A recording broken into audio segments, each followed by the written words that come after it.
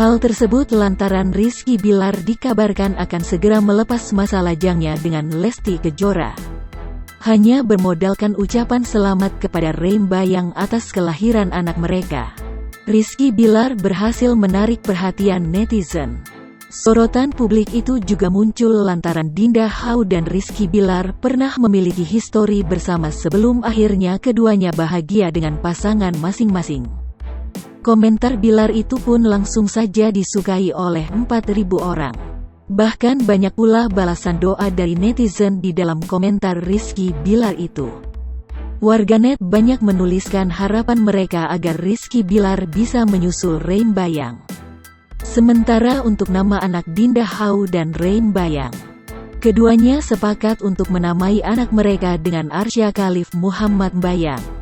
Hal tersebut diungkap oleh Reim Bayang di dalam unggahan Instagramnya.